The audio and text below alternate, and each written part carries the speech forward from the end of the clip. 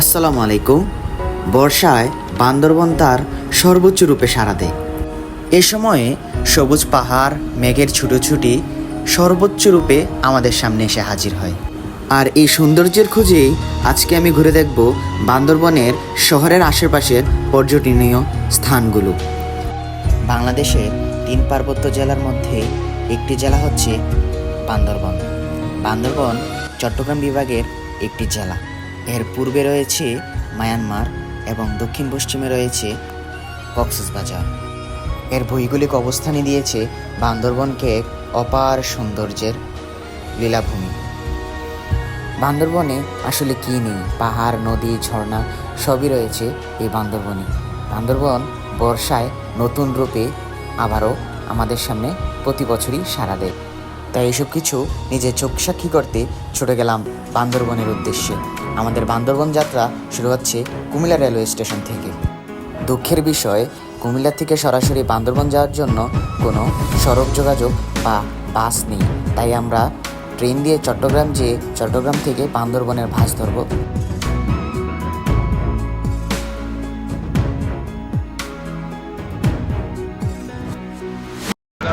আসসালামু আলাইকুম।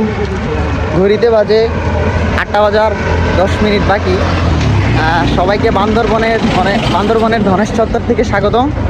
দুঃখিত, চট্টগ্রাম থেকে বান্দরবন আসার ক্লিপগুলো নেওয়া হয়নি। আপনারা চট্টগ্রাম স্টেশন থেকে নেমে 80 টাকা বা 100 টাকা রিক্সা ভাড়া দিয়ে চট্টগ্রামে নতুন ব্রিজ এসে নতুন ব্রিজ থেকে সরাসরি বান্দরবনের বাস পেয়ে যাবেন। ভাড়া নিবে জনপ্রতি 150 থেকে 180 টাকা করে। আপনাদেরকে বান্দরবনের ধনেশ চত্বরে এসে বাসটি নামিয়ে দিবে সকাল 8টা থেকে 8:30টার মধ্যে। বান্দরবন শহরের এখান থেকে আপনারা যদি জিপ, সিএনজি বা চাঁদের গাড়ি ভাড়া করতে চান, এখান থেকে এসে ভাড়া করে নিতে পারেন। এখানে সমস্ত দাম এবং সময়, কোন কোন স্পট ঘুরবেন সমস্ত লিস্ট করে দেওয়া আছে। আপনাদের পছন্দ মতো এবং আপনাদের মানুষ হিসাব করে আপনারা ভাড়া করে নিতে পারেন। যদি ছোট্ট গ্রুপ হন তাহলে সিএনজি ভাড়া করাই হবে সবচেয়ে ভালো এবং সাশ্রয়ী। আমরা সারাদিনের জন্য একটি সিএনজি ভাড়া করে নিই, যা দাম পড়েছে মাত্র 2500 টাকা। যাত্রাপথে আমাদের প্রথম স্পটটি পড়বে মিলনছড়ি চেকপোস্ট। সেই মিলনছড়ি চেকপোস্টের দিকেই আমাদের গন্তব্য শুরু। আমরা এখন আছি বান্দরবনের মিলনছড়ি চেকপোস্ট। মূলত এই চেকপোস্টটি পর্যটকের নিরাপত্তার স্বার্থে বাংলাদেশ পুলিশ নিয়ে থাকে। বেশি কিছু করবে না, কিছু এনআইডি কার্ড আর এনআইডি কার্ডের ফটোকপি আর একটা ফর্ম পূরণ করলেই বান্দরবনের প্রবেশের, পর্যটন এরিয়াগুলো প্রবেশের আমাদের পারমিশন দিবে তারা। আমরা এটা করেই আমরা পর্যটন কেন্দ্রগুলোর দিকে আগাবো ইনশাল্লাহ। আর এই যে দেখেন মিলনছড়ি চেকপোস্টের সামনের ভিউ। বর্ষাকালে বান্দরবনের এই সৌন্দর্য দেখার জন্যই এত দূর পর্যন্ত আসা। ওই দূরে যে দেখা যাচ্ছে এটি বান্দরবনের অন্যতম সাঙ্গো নদী। দেখেন মেঘ জমে আছে, এই পাহাড়গুলো থেকে মেঘের স্তূপ দেখা যাচ্ছে। পাহাড়ের আঁকাবাঁকা রাস্তা পেরিয়ে চলছে আমাদের সিএনজি। সামনে পড়বে একটি আর্মি ক্যাম্প, যেখানে আপনার পরিচয়পত্র এবং আপনি কোথায় যাচ্ছেন, কেন যাচ্ছেন সব কিছু তারা জিজ্ঞাসাবাদ করবে, যার একমাত্র কারণ হচ্ছে পর্যটনের নিরাপত্তা। সেনাবাহিনীর কাছে পরিচয়পত্র দেওয়ার পর আমাদের যখন অনুমতি দিল বান্দরবন ঘুরে দেখার জন্য, আমাদের সিএনজি ভারী সেই আঁকাবাঁকা পথ দিয়ে আবারও চলতে শুরু করলো প্রথম পর্যটন স্থান চিম্বুক পাহাড়ের উদ্দেশ্যে। এই যে দেখতে পাচ্ছেন, আমরা ইতিমধ্যেই চিম্বুক পাহাড়ে চলে আসছি। এখন জনপ্রতি 20 টাকা করে টিকিট কেটে আমরা প্রবেশ করব বাংলাদেশের অন্যতম পর্যটন কেন্দ্র চিম্বুক পাহাড়ে। 20 টাকা টিকিট মূল্য দিয়ে আমরা হেঁটে চলেছি চিম্বুক পাহাড়ের উদ্দেশ্যে। এই পথটি দিয়ে আমরা উঠে যাব চিম্বুক পাহাড়ের একবারে চূড়াতে।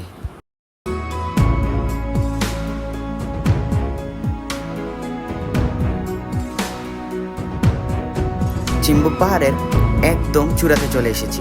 এখানে একটি রিসোর্ট আছে, আপনারা চাইলে এখানে রাত্রি যাপন করতে পারেন। আর এই যে দেখেন চিম্বুকের যে ভিউ পয়েন্ট আছে, এখানে আমরা ইতিমধ্যে চলে এসেছি। পাহাড়ের সেই মেঘগুলো যেমন ছুটোছুটি করছে এক পাশ থেকে অন্য পাশ। পাহাড়ে যে কোনো সময় বৃষ্টি নামতে পারে। বান্দরবন কোথায় আছে? যে বান্দরবন দেখে নাই সে বাংলাদেশ দেখে নাই।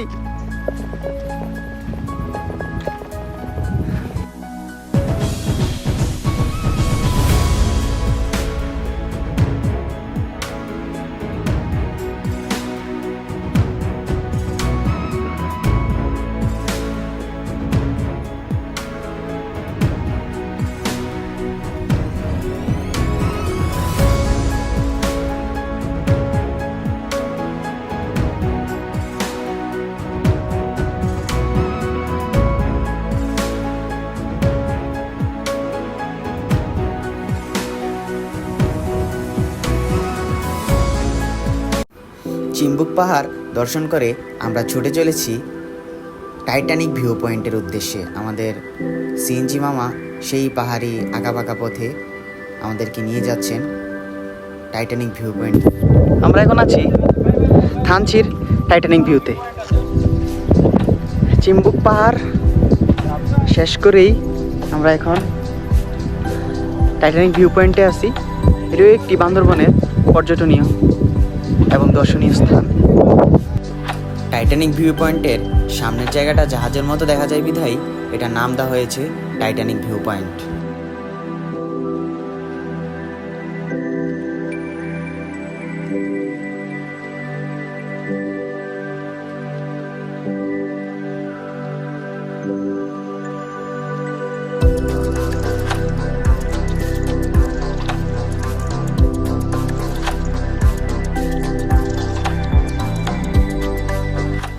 পাহাড়ের মেঘগুলো কত সুন্দরভাবে ছোটাছুটি করছে। একটু পরেই দেখব মেঘগুলো যখন এখানে চলে আসবে, এখানে বৃষ্টি হচ্ছে।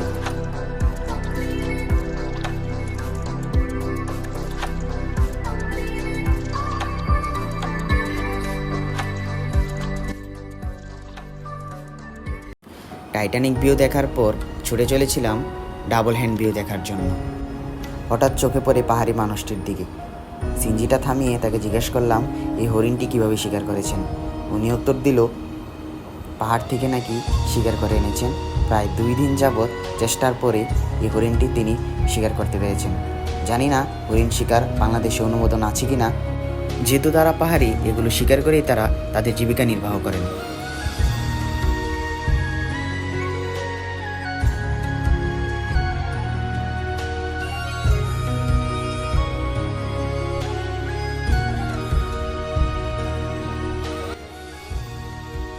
আমরা এখন আছি ডাবল হ্যান্ড ভিউ। বান্দরবনের আরেকটি অন্যতম জায়গা ডাবল হ্যান্ড ভিউতে আমরা আছি। ঘড়িতে সময় 11টা বাজার 5 মিনিট বাকি। এটিও একটি মনোমুগ্ধকর পর্যটন কেন্দ্র হিসেবে পরিচিত বান্দরবনের প্রতিটি পর্যটকের কাছে। টাইটানিক ভিউ পয়েন্টের পরেই ডাবল হ্যান্ড ভিউ রয়েছে, যা নীলগিরি যাওয়ার পথেই পড়বে। দূরে দেখা যাচ্ছে মেঘগুলো কীভাবে ছুটোছুটি করছে, তুলোর মতো আকাশে মেঘগুলো দেখা যাচ্ছে। যদি আর একটু সকালে আসা যেত ভোরে, তাহলে এই জায়গাটাও মেঘে আচ্ছাদিত থাকতো।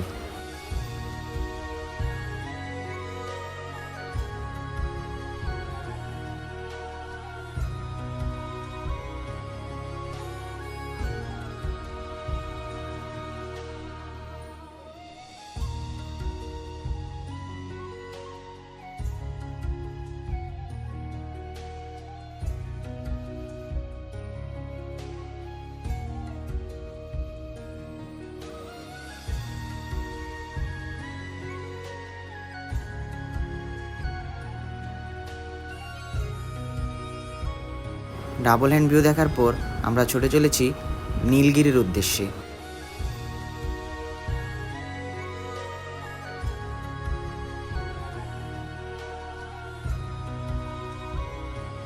চলে এসেছি নীলগিরিতে। নীলগিরিতে প্রবেশ করার জন্য আপনাদেরকে জনপ্রতি 100 টাকা করে টিকিট কাটতে হবে এবং গাড়ি পার্কিংয়েরও 100 টাকা করে দিতে হবে।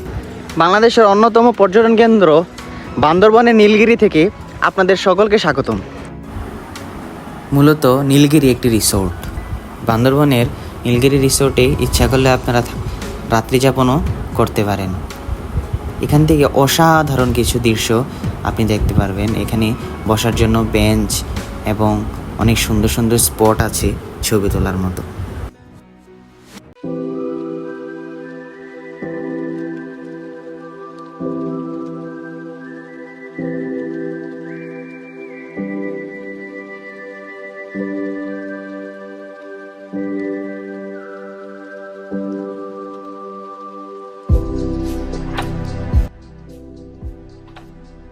আমরা এখন আছি নীলগিরির হেলিপ্যাডে। হেলিপ্যাড থেকেও অনেক সুন্দর সুন্দর অসাধারণ কিছু ভিউ দেখা যায়। অনেক সুন্দর সুন্দর ভিউ আপনি নীলগিরির হেলিপ্যাড থেকে উপভোগ করতে পারবেন।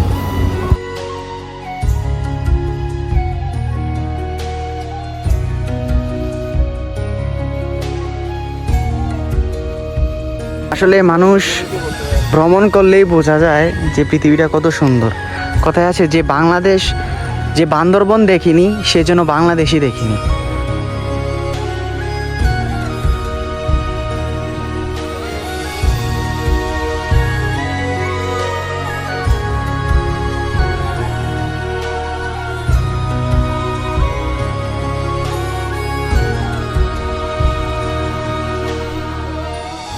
নীলগিরি দেখার পর আমরা বান্দরবনের সেই পাহাড়ি আঁকাবাঁকা রাস্তা দিয়ে আবার চলে যাচ্ছি বান্দরবনের শহরে। বান্দরবন শহরের মেঘলা রিসোর্ট দেখে বিকালে সূর্যাস্ত দেখব ইনশাল্লাহ আমরা নীলাচলে।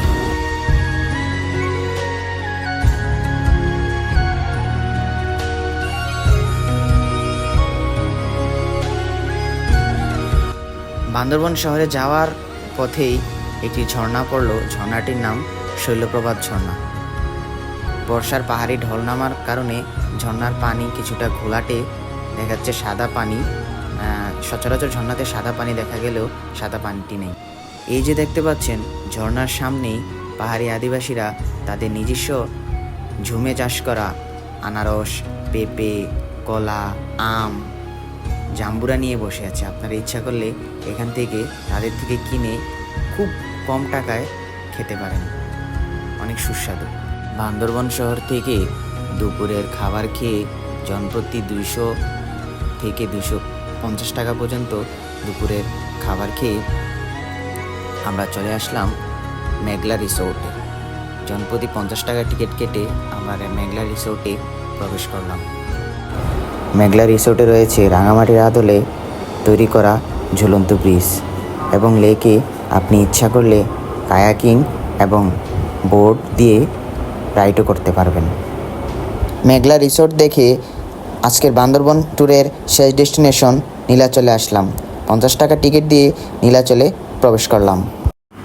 আশ্চর্য বিষয়, নীলাচল যে আমাদের বান্দরবন ভ্রমণের শেষ ডেস্টিনেশনের একটি সুন্দর জায়গা হবে তা কখনোই কল্পনা করতে পারিনি। ভেবেছিলাম নীলাচলে এসে সূর্যাস্ত দেখব, কিন্তু সূর্যাস্ত থেকেও সুন্দর একটি মুহূর্তের সাক্ষী হলাম। চারপাশে মেঘ দিয়ে আচ্ছাদিত হয়ে যায়। ক্যামেরাতে বোঝা না গেলেও আমরা ঠিকই উপলব্ধি করতে পেরেছিলাম আমাদের চারপাশে মেঘ ঘুরোঘুরি করছে। যেহেতু মেঘ এসেছিল চারিদিকে, সেহেতু কিছুক্ষণের মধ্যেই নীলাচলে বৃষ্টিও নেমে গিয়েছিল, যা আমরা নিজ চোখ সাক্ষী করেছিলাম কিছু মুহূর্তের জন্য। জায়গাটি পর্যটনপূর্ণ ছিল, পর্যটনে পরিপূর্ণ ছিল।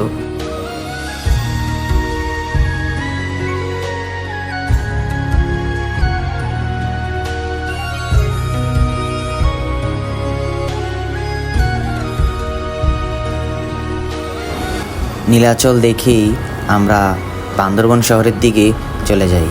বান্দরবন শহর থেকে রাত 9টার বাসে করে আমরা কুমিল্লার উদ্দেশ্যে রওনা হই। ভালো থাকবেন সবাই, সুস্থ থাকবেন, আর চ্যানেলটিতে নতুন হলে অবশ্যই সাবস্ক্রাইব করে পাশে থাকবেন। আসসালামু আলাইকুম।